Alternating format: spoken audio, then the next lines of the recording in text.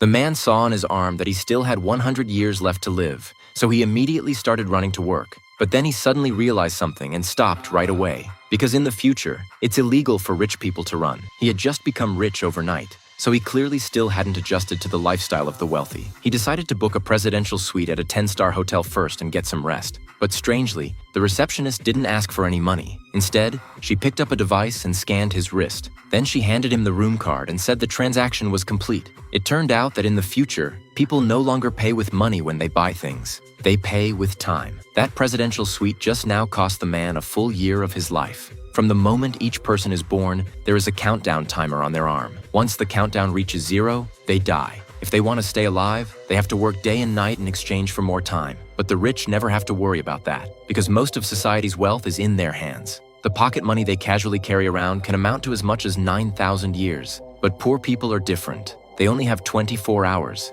If they want to survive, they have to keep working to earn enough time for the next day. The man is one of them. The first thing he does every morning when he wakes up is check the time on his arm. Even on the way to work, he keeps looking at it from time to time, afraid that his life is about to run out. He has no time for trips and no time to eat, drink, or have fun. Because every day he has to worry about whether he'll have enough time to live through the next one. More importantly, he still has mortgage payments to make. But even with all that pressure already crushing him, prices keep rising non-stop. Today, a cup of coffee costs 4 minutes. Yesterday, it only cost 3. Even so, the man and his friends still have no choice but to buy it. When you have to do 14 hours of intense work, coffee is a must. Every day at the factory, there are unlucky people whose countdown hits 0. Even when they collapse dead in the street, no one cares. After a full day of work, the man went to collect his pay, only to be shocked to find that his wages were half of what they usually were. Whoa, what is this?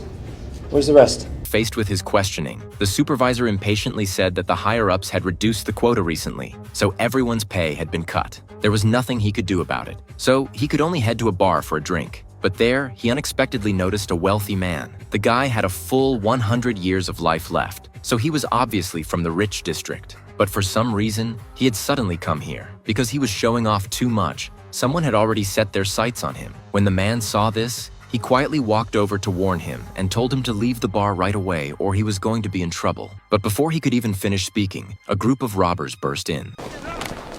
Minutemen,